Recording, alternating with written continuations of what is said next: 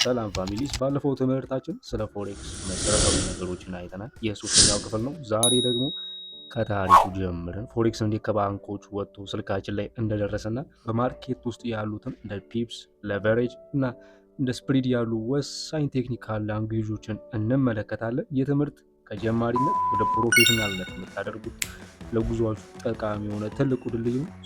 እስከ መጨረሻው ድረስ መከታተላችሁን አትዘንጉ። ዝግጁ ከሆናችሁ ያዘጋጅቼ እናንተ ድረስ ለማድረስ ብዙ ቀናትን ፈጅቶብኛል። ይህን ሰፊ እውቀት በስርዓት አቀናጅቼ ታሪኩን፣ ቴክኒካዊ ጉዳዮችን አይቼ ለእናንተ በሚገባችሁ ቋንቋ ለማቅረብ ከፍተኛ ጥረትና ድካም አድርጌያለሁ።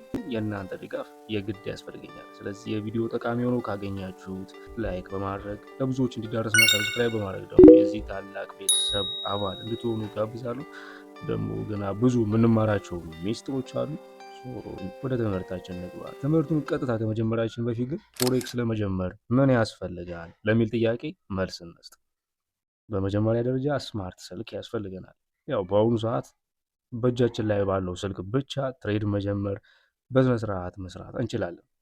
ያው ነገር ግን በደንብ ለመተንተንና ግራፉን ሰፋ አድርጎ ለማየት ላፕቶፕ አቬሌብል ከሆነላችሁ እሱ ቢኖራችሁ ይመከራል።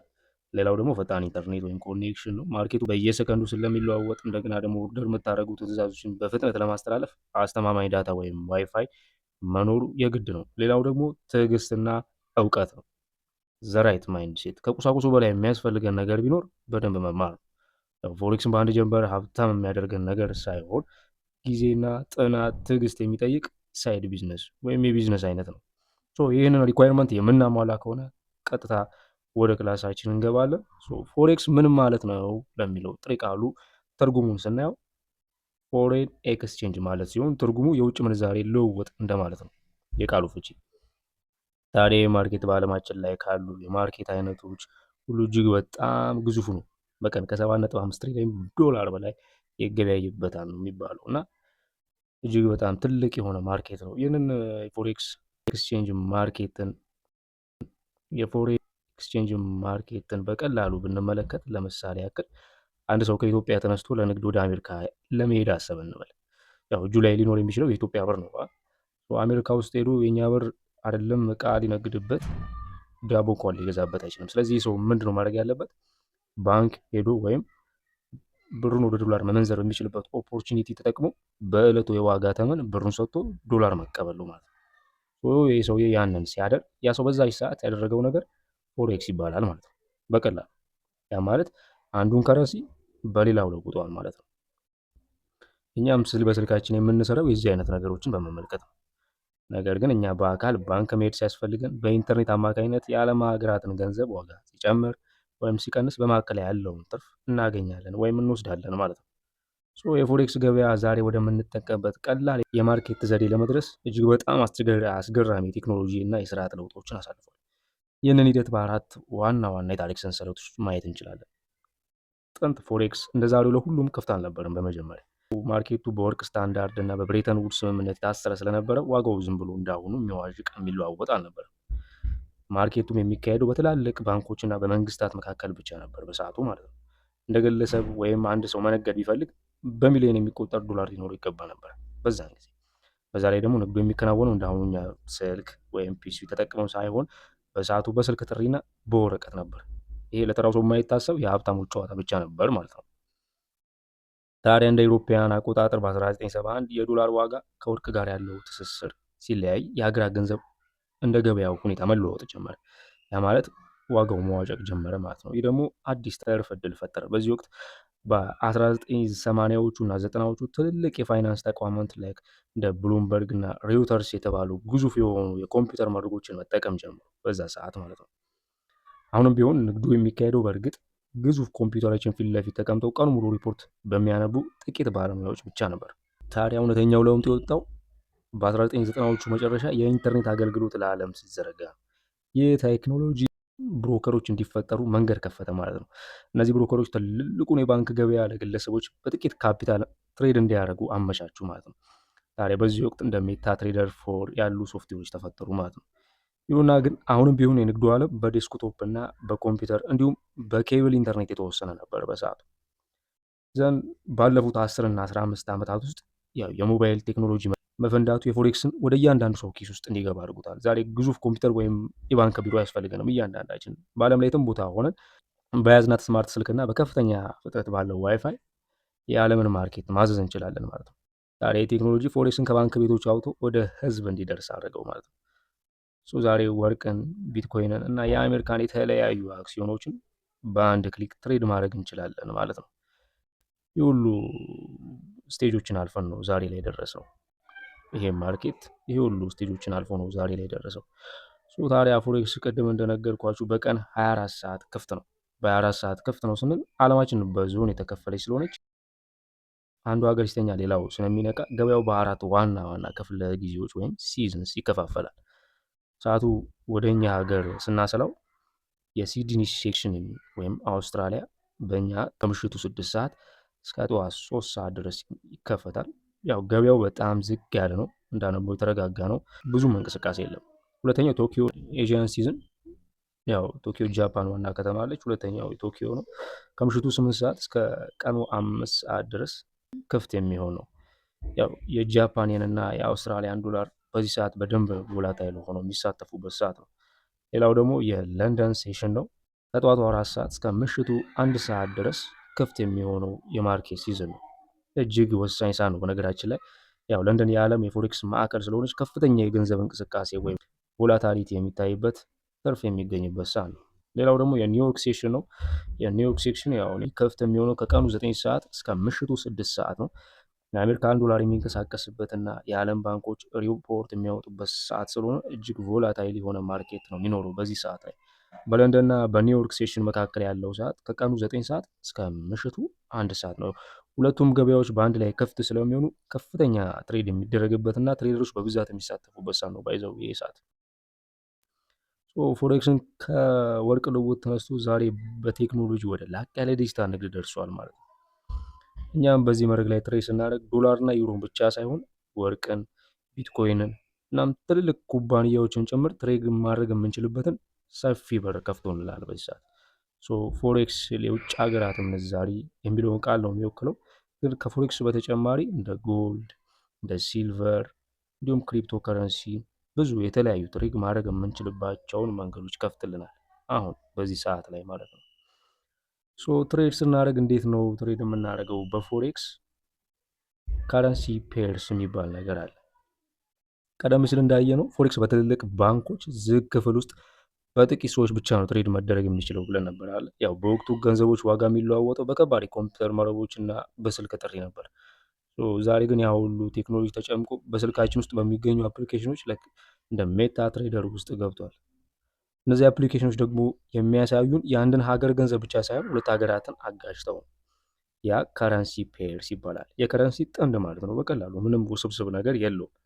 ስልካችን ላይ የምናየው እያንዳንዱ ቁጥር የአንድ ሀገር ኢኮኖሚ ከሌላው ጋር ሲታገል ላይክ ፑሽ ሲያደርግ የሚያሳይ ውጤት ነው።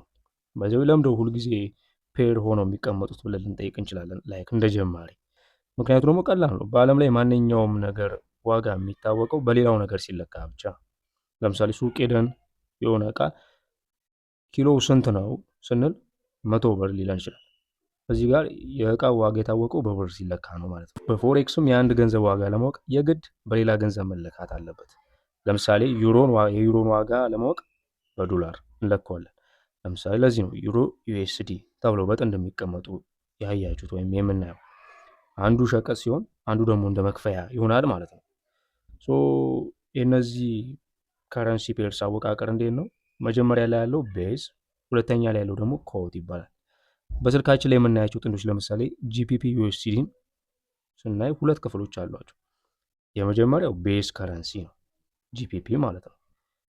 ጂፒፒ እንደ መነሻ የሚያገለግል ሲሆን ሁልጊዜም ዋጋው አንድ ተደርጎ ይወሰዳል። ዩኤስዲ ደግሞ ኮት ከረንሲ ነው፣ ሁለተኛው ዩኤስዲ ማለት ነው። ይህ ደግሞ ለዛ ለአንድ መነሻ እንደ ቤዝ የምንከፍለው ዋጋ ነው። በቀላሉ ለምሳሌ ጂፒፒ ዩኤስዲ ላይ 1.25 የሚል ዋጋ ካየን ትርጉሙ አንድ የእንግሊዝ ፓውንድ ለመግዛት 1.25 የአሜሪካን ዶላር መክፈል አለብን ማለት ነው በቀላሉ። በስልካችን ላይ ባይ ወይም ሴል ስንል የምናደርገው ውሳኔ እንደዚህ ነው። ባይ ማለት ጀስት መግዛት ወይም ደግሞ ይጨምራል እንደማለት ነው።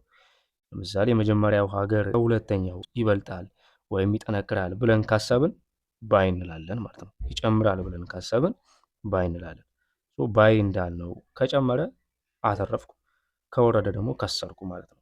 ሴል ማለት ደግሞ ያው መሸጥ እንደማለት ነው። በእኛ ጀስት ምንም ለራሳችን የምንወስደው ነገር የለም። ዋጋው ከጨመረ እና ከቀነሰ የራሳችንን ትርፍ እንወስዳለን፣ እኛ ባሰብነው ልክ ከሄደ። ሴል ስንል የመጀመሪያው ሀገር ኢኮኖሚ ይዳከማል ወይም ይወድቃል ብለን ስናስብ የምንወስነው ውሳኔ ነው ማለት ነው። ሴል ብለን ወደታች ከወረደና ከቀነሰ አተረፍን፣ ወደ ላይ ከወጣ ደግሞ ከሰርን ማለት ነው። በአጭሩ ያ ቀደም ሲል ባንኮች ብቻ ሲጠቀሙት የነበረው ቴክኖሎጂ ዛሬ ስልካችን ላይ የትኛው ሀገር እንደሚጠነክርና የትኛው ሀገር እንደሚዳከም እንድንገምትና በዛ መሀል እንድናተርፍ በር ይከፍትልናል ማለት ነው።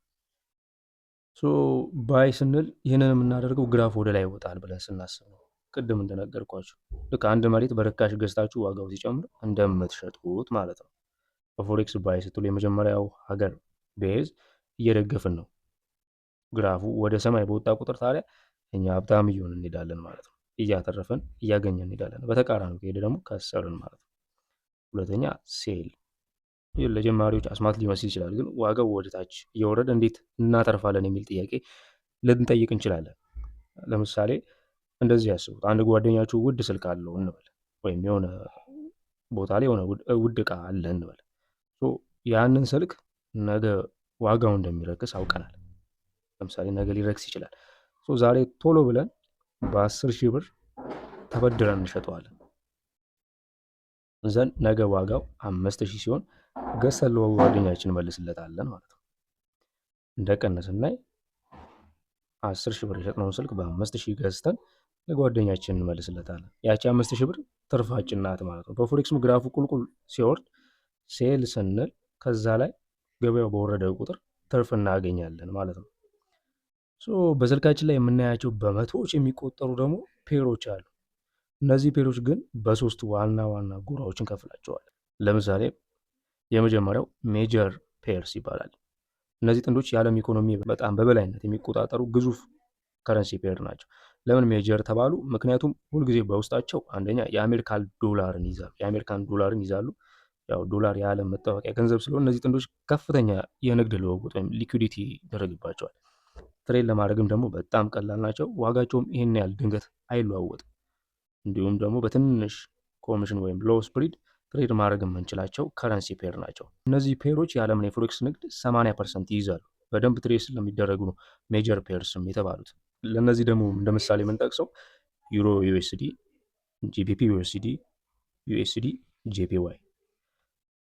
እዚህ ጋር ዩሮ ዩኤስዲ፣ ጂፒፒ ዩኤስዲ፣ ጄፒዋይ ስንል እዚህ ጋር በህዝባር የተቀመጡ ቃላት ናቸው።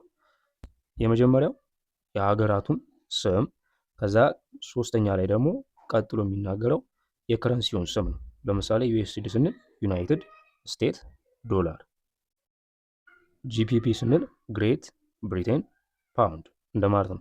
እዚህ ጋር በምህጻረ ቃል ሲጻፍ ግራ እንዳያጋባችሁ ማለት ነው። ቀደም ወደ አነሳነው ነጥብ ስንመለስ መጀመሪያ ላይ እነማንን ከረንሲ ፔሮችን ሜጀር ከረንሲ ፔርስ፣ ሁለተኛ ላይ ደግሞ ማይነር ከረንሲ ፔርስ የሚባሉ አሉ። እነዚህ ደግሞ ከነዛ አነስ ባለ ቮሊዩም ትሬድ የሚደረጉ ናቸው። ያው የትላልቅ ሀገራት ገንዘቦች ሆነው ግን የአሜሪካን ዶላር ከጎናቸው የሌለ ነው። ለምን ማይነር ተባሉ? ከሜጀር ጥንዶች አንጻር ሲታዩ በገበያው ላይ ያላቸው ተሳትፎ ትንሽ ዝቅ ያለ በመሆኑ ነው። ለእነዚህ ደግሞ እንደ ምሳሌ የምንወስዳቸው ዩሮ ጂፒፒ፣ ዩሮ ጂፒዋይ፣ ጂፒፒ ጂፒዋይ እና የመሳሰሉትን ማይነር ከረንሲ ፔርስ ብለን ጠቅሳለን። ሶስተኛው ደግሞ ኤግዞቲክ ፔርስ ናቸው። እነዚህ ለምን ኤግዞቲክ ተባሉ? ያው ብዙም የማይታወቁና ቮላታይልም የሌላቸው ስለሆኑ እነዚህ ሀገራት በዓለም ንግድ ላይ ያላቸው ተሳትፎ አነስተኛ ነው። እነዚህን ጥንዶች መነገድ በጣም አደገኛ ነው። ምክንያቱም ዋጋቸው በድንገት ቮላታይል ወይም ሊረበሽ ይችላል። እንደገና ደግሞ ብሮከሮች የሚቆርጡት ስፕሪድም በጣም ከፍ ያለ ነው። ለዚህ እንደ ምሳሌ ለመውሰድ ከፈለግን ዩኤስዲ ቱርክ ሊራ፣ ዩኤስዲ ዛሬ ያው የደቡብ አፍሪካ ራንድ እንደማለት ነው። እነዚህን እንደ ምሳሌ መጥቀስ እንችላለን። እነዚህ ከረንሲ ፔሮችን በሶስት ከፍለን አይተናል። አሁን ደግሞ ወደ ቴክኒካል ጉዳዮች እንግባ። ጀስት ቻርት ላይ ስንመለከት የምናያቸውን ቴክኒካል ነገሮችን እንፍታ። ቢድ እና አስክ ፕራይስ የሚል እንመለከታለን አይደለ? ያ ማለት መሸጫና የመግዣ ዋጋ እንደማለት ነው። ለምሳሌ ማንኛውም ባንክ ብንሄድ ሁለት አይነት ዋጋ እናያለን። የመሸጫና የመግዣ ዋጋ ብሎ የሚለው ማለት ነው። ፎሬክስ ላይም እንደዛው ነው። ቢድ ማለት መሸጫ ነው፣ ገበያው ከኛ ለመግዛት ዝግጁ የሆነበት ዋጋ ነው። አስክ ማለት ደግሞ ገበያው ለኛ የሚሸጥበት ዋጋ ነው። በቀላሉ ምንም የተወሳሰበ ነገር የለውም። ሌላው ደግሞ ስፕሪድ ነው። ስፕሪድ በእነዚህ በሁለቱ ዋጋዎች መካከል ያለው ልዩነት ነው። የልዩነት ደግሞ ለብሮከሩ ትሬድ እንድናደርግ ላስቻለን ብሮከር የምንከፍለው ክፍያ ወይም ኮሚሽን ነች ማለት ነው። ስፕሪዱ ባነሰ ቁጥር ደግሞ ለእኛ በጣም ትርፍ እንድናደርግ ያሆናል። ብሮከርም ስንመርጥ አነስተኛ ስፕሪድ ያላቸውን ብሮከሮች መምረጥ ይኖርብናል። ሌላ ደግሞ ፒፕ የሚል ነገር አለ። ሲምፕል ኮንሰፕቶች ናቸው። ፒፕ በፎሬክስ ውስጥ የዋጋ ለውጥን የምንለካበት ትንሹ መለኪያ ነው። ለምሳሌ የዩሮ ዋጋ 1.105 ነበረ። ከዛም ወደ 1.1051 ሄደ እንበል። አሁን እንደዚህ ቢቀየር ዋጋው በአንድ ፒፕ አድጓል እንላለን ማለት ነው። ከነጥብ አራተኛው ዲጂት ላይ ያለችው ፒፕ እንላታለን ማለት ነው። አንዷ ምንም ውስብስብ ነገር የለውም። እና በፎሬክስ የምናገኘው ትርፍ ወይም ኪሳራ የሚሰላው ያው ማርኬቱ ስንት ፒፕ ተጓዘ በሚለው በዚች ቋንቋ ነው ማለት ነው። ሌላው ደግሞ ሎት ሳይዝ የሚል ቃል እናገኛለን። ሎት ሳይዝ ማለት በገበያ ውስጥ የምንገበያየው የገንዘብ መጠን ወይም ጀስት እንደ ክብደት ነው ብለን እናስባለን። ሎት ሳይዝ በሶስት ይከፈላል። ማይክሮ ሎት፣ ሚኒ ሎት፣ ስታንዳርድ ሎት። ማይክሮ ሎት ማለት 0.01 ለጀማሪ የሚመከር ትንሿ መለኪያ ናት። አንድ ፒፕ ያው 10 ሳንቲም አካባቢ ይሆናል። ሚኒ ሎት ደግሞ 0.1 ያው መካከለኛ መጠን ነው። ስታንዳርድ ሎት ደግሞ አንድ ነው፣ ትልቁ መለኪያ ነው። አንድ ፒፕ $10 አካባቢ ይሆናል። በሰዓቱ ባሉት የከረንሲ ዋጋዎች ካልኩሌት አድርገን መስራት እንችላለን። ሎት ሳይዝ በቀላሉ ምሳሌ እንዲገባል በገበያ ውስጥ የያዝከው ባልዲ ስፋት እንደማለት ነው። ባልዲው ትልቅ ከሆነ ብዙ ትርፍ ይይዛል፣ ከፈሰሰም በዛው ልክ ብዙ ነገር ይዞ ይሄዳል ማለት ነው። ሌላኛው ደግሞ ሌቨሬጅ ነው። ሌቨሬጅ ማለት ብሮከሮች እኛ ካለን ትንሽ ገንዘብ በላይ የሚሰጡን ተጨማሪ ጉልበት ነው። ምሳሌ አንድ 100 ሌቨሬጅ ተጠቀምክ ማለት እጅ ላይ $1 ካለ ብሮከሩ $100 አድርጎ ትሬድ እንድታደርግ ይረዳል ማለት ነው። እዚህ ጋር ጥንቃቄ እንድትወስዱልኝ የምፈልገው ነገር ሌቨሬጅ እንደባለ ሁለት ስለት ቢለዋ ነው። ትርፍን እንደሚያሳድገው ሁሉ በተቃራኒ ደግሞ ጥንቃቄ ካላደረግን ኪሳራችንንም ያፈጥነዋል ማለት ነው። ሌላ ደግሞ ማሪጅን እና ፍሪ ማሪጅን የሚል ነገር አለ። ማሪጅን አንድ ትሬድ ለመጀመር እንደ መያዣ በብሮከሩ የሚቀመጥ ገንዘብ ነው። ፍሪ ማሪጅን ደግሞ ትሬድ ከከፈትን በኋላ ሌላ አዲስ ትሬድ ለመክፈት የሚተርፈን ነፃ ገንዘብ ነው ማለት ነው። ኢኩዊቲ እና ባላንስ የሚል ደግሞ ሌላ ኮንሰፕት አለ። ባላንስ ምንም ትሬድ ሳንጀምር ወይም ትሬዳችን ዘግተን አካውንታችን ላይ ያለው የተጣራ ገንዘብ ነው ባላንስ ማለት። ኢኩዊቲ ደግሞ ትሬድ ከፍተን ሳለ ገበያው እየጨመረ ወይም እየቀነሰ የሚያሳየን አጠቃላይ የገንዘባችን ሁኔታ ነው። ባላንስ ሲደመር ፕሮፊት ወይም ሲቀነስ ሎስ እንደማለት ነው። ትሬዲንግ ላይ አሁን ከዚህ በፊት የጠቀስናቸው እነዚህ ቃላት ማወቅ መሰረታዊ ጉዳይ ነው። አሁን ደግሞ ወደ ዋናው ጥያቄ፣ ይህንን ሁሉ እውቀት ተጠቅመን እንዴት ነው ወደ ማርኬቱ የምንገባው የሚለውን እኔ ለዚህ ደግሞ ሁለት ነገሮች ያስፈልጉናል፣ ብሮከር እና ፕላትፎርም። ብሮከር ምንድን ነው? ብሮከር ማለት ላይክ እንደ መግቢያ በር ነው። በእኛና በዓለም አቀፉ የፎሬክስ ማርኬት መካከል ያለ አገናኝ ድርጅት ማለት ነው። መሀል ላይ ያለ ቅድም ያልናቸው ለቨሬጅ የሚሰጡን ቢዳ ወይም አስክ ዋጋን የሚያቀርቡልና ትርፋችንን አውጥተን የምንጠቀመው በእነዚህ ድርጅቶች ነው። ብሮከር እነዚህን ቀጥታ ከባንኮች ጋር የሚያገናኙ ናቸው። ያው ፍጥነታቸውም ከፍተኛ ነው። ኮሚሽናቸውም እንደየ ብሮከሩ የተለያየ ነው። ታዋቂ ከሆኑ ብሮከሮች ያክል ለምሳሌ እንደ አይሲ ማርኬትስ፣ ፔፐርስቶን፣ ኤፍፒ ማርኬትስ፣ እንደ ኤግዘነስ ያሉ የተለያዩ ዓለም አቀፍ ብሮከሮች አሉ። ሌላው ደግሞ ፕላትፎርም ነው። ፕላትፎርም ማለት ግራፉ ቻርት የምናይበትና ባይ ወይም ሴል የሚሉትን ትዕዛዞች የምናስተላልፍበት ሶፍትዌር ነው። ይህንን የምናገኘው በብሮከራችን በኩል ገብተን የምንጠቀምበት ነው። ፕላትፎርም ብለን ከምንጠቅሳቸው ውስጥ ሜታ ትሬደር 4 አለ፣ ሜታ ትሬደር 5። ያው የሜታ ትሬደር 4 ዘመናዊ ስር ሲሆን ከፎሬክስ በተጨማሪ አክሲዮኖችን ትሬድ ለማድረግ በጣም ፈጣን ነው። ሌላው ደግሞ ሲ ትሬደር አለ። በኢትዮጵያ ውስጥ ስንሆን ብሮከር ስንመርጥ ስሙ የታወቀ በዓለም አቀፍ ደረጃ እውቅናና ሬጉሌሽን ያለው መሆኑን ማረጋገጥ ይኖርብናል። ፐርሰናሊ እኔ ለእናንተ ሪኮመንድ ማድረገው ኤግዘነስ ላይ አካውንታችሁን ከፍታችሁ ትሬድ ማድረግ እንድትጀምሩ። አብዛኞቻችን ለእኛ ለኢትዮጵያን ትሬደሮች በጣም ፈጣኑና ቀላሉ መንገድ ነው። የኤግዘነስን አፕሊኬሽን እና ወይም ሜታ ትሬደርን ስንከፍት የምናየው ግራፍ መጀመሪያ ላይ ግራ ሊያጋባን ይችላል። ነገር ግን ነገሩ በጣም ቀላል ነው። ቻርቱ ላይ የምናየው ዋና ዋና ነገሮች አሁን ቀጥለው አብረን እናያለን። በኤግዘነስ ወይም በሜታ ትሬደር ላይ ዋጋው የሚንቀሳቀስበት መንገድ በተለያዩ ስላዊ መግለጫዎች ማየት እንችላለን።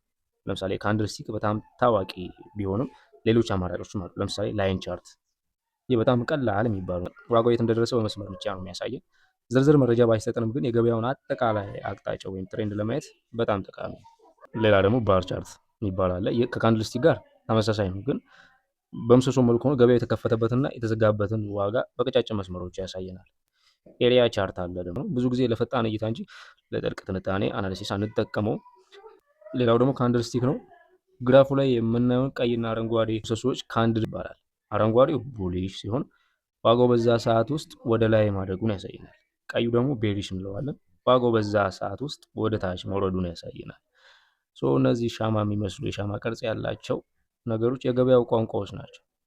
ሴለሮች ወይም ባየሮች ከሁለቱ አንዳቸው ማን እያሸነፈ እንደሆነ ይነግረናል። ፕሮ ትሬደር መሆን ከፈለጋችሁ ምርጫችሁ ሁልጊዜም ካንድል ስቲክ ቢሆን እመክራለሁ። ምክንያቱም ካንድል ስቲክ ማርኬቱ የት እንደተከፈተ፣ የት እንደተዘጋ፣ ፕራይስ እስከምን ድረስ ወርዶ እንደነበርና እስከምን ድረስ ወደ ላይ ወጥቶ እንደነበር በዝርዝር ያሳየናል። በካንድል ስቲክ በላይ ስለ ገበያ ሚስጥር የሚነግረን ግራፍ የለም። በጣም ምርጥ ነው እሱ። ይሄን ነገር እንዴት ነው የምናስተካክለው? ይህን ለመቀየር በኤግዝንስ አፕሊኬሽን ወይ በሜታ ትሬደር ላይ ሲቲንግ ምልክቷን ወይም የግራፍ ምልክቷን ስንጫን ቻርት ታይፕ የሚል ምርጫ ይመጣልናል። እዛ ውስጥ በመግባት የምንፈልገውን አይነት መምረጥ እንችላለን። ሌላ ሁለተኛ ነገር ደግሞ ታይም ፍሬም ነው። እዚህ ቻርት ላይ ስንገባ፣ ግራፍ ላይ ስንገባ ከሚያሳየን ነገሮች ውስጥ አንዱ ታይም ፍሬም ነው። በኤግዝንስ ቻርት ላይ ከላይ በኩል ኤም1፣ ኤም5፣ ኤች1፣ ዲ1 የሚሉ ጽሁፎችን ልታዩ ትችላላችሁ። ኤች1 ካለን እያንዳንዱ ካንድል የአንድ ሰዓት የገበያ እንቅስቃሴ የሚያሳየን ነው ማለት ነው። ዲ1 ከሆነ ደግሞ የአንድ ቀን ውሎ የገበያውን እንቅስቃሴ ነው የሚያሳየን። ከዚህ ሌላ የምናየው ቻርቱ ላይ ፕራይስ ላይን ነው። በቻርቱ በቀኝ በኩል ያሉ ቁጥሮች የፔሮቹን ዋጋ ነው የሚያሳየን። ለምሳሌ የዩሮ ፕራይስ በዶላር ስንት እንደሆነና በስንት እየተንቀሳቀሰ እንዳለ እዛው ላይ እናያለን። አሁን ላይ ያለው ፕራይስ ደግሞ በቻርቱ ላይ በሚንቀሳቀስ መስመር ያሳየናል ማለት ነው። ሌላው ደግሞ ማርኬት ሂስትሪ ነው። ግራፉን ወደኋላ በሳብን ቁጥር በገበያው ማርኬቱ ባለፉት ቀናትና ሳምንታት ምን ይመስል እንደነበር ሂስትሪው ማየት እንችላለን። ይህ ሂስትሪ ወደፊት ገበያው ምን ሊሆን እንደሚችል ደግሞ ለመገመት ትልቁ መሳሪያችን ነው ማለት ነው። ቤተሰቦች እንግዲህ ቤተሰቦች ዛሬ ስለ ፎሬክስ አጀማመር፣ ስለ ቴክኒካል ቃላቶችና ስለ ግራፎ አይነቶች በሰፊው አይተናል። በቀጣይ ደግሞ ፓርት 4 ላይ ይህንን ግዙፍ የማርኬት ፓርቲሲፓንትስ በጥልቀት እንማራለን። ያ ክፍል እንዳያመልጣችሁ የደውል ምልክቷን ተጫኑ። ለዛሬ ነበረን ቆይታ እዚህ ላይ ያበቃል። በቀጣይ ትምህርት እስከምንገናኝ ድረስ ቸር ሰንብቱ። ቻው።